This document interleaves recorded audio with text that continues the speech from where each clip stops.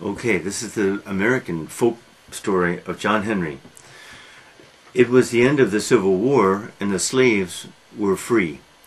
John Henry was a black man. He was very tall, very strong, and he worked on the railroad line, building railroads, which required a lot of strength, and very strong men worked there. Though tradition has it that very many Chinese worked there too, and they were small men, but doesn't matter. Anyway, he could drill holes in the mountain and push the bars, the tracks through at a very great speed. And everyone was proud of him. He was married. His wife's name was Polly Ann. They had a baby boy. Polly Ann wore her blue dress on special occasions, blah, blah, blah. One day a salesman came to the railroad company.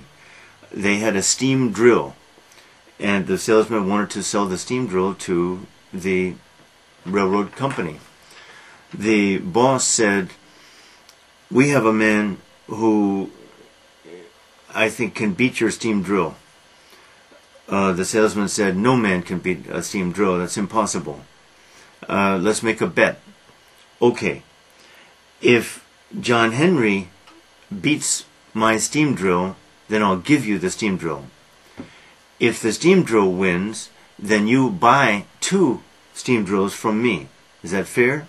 Yes, that's fair. So the boss went to John Henry and said, "The man here has a steam drill, and he claims that it can do much more work than any man can do. Can you beat it?"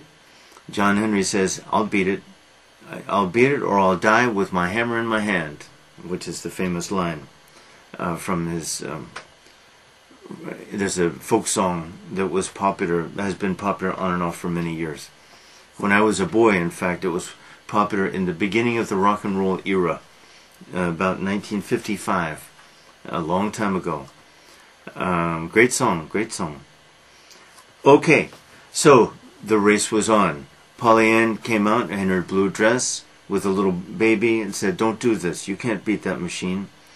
And he said, "I can beat it, and I will, even if I have to die with my hammer in my hand."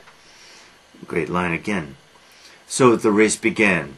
The steam drill drilling fast. John Henry drilling fast. At the end of the first hour, the steam drill was winning. John Henry saw this, of course. At the end of the second hour, they were tied.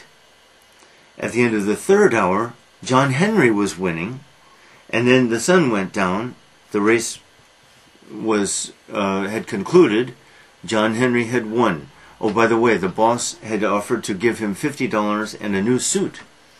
Quite a lot of money and a new suit if he won. Everyone was happy. Hooray, John Henry, hero. But John Henry was having difficulty breathing. He had worked so hard, had sweat so much. His great heart had pounded so much. So Polly Ann brought him his little boy. He held the little boy up, and the little boy was reaching for the stars. And that's made John Henry happy, because this meant to him that his son would be a strong man someday. And then John Henry, holding his hammer, died.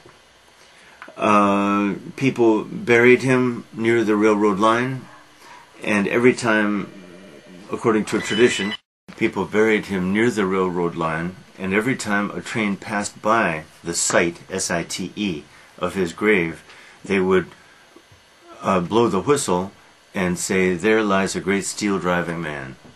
Great story.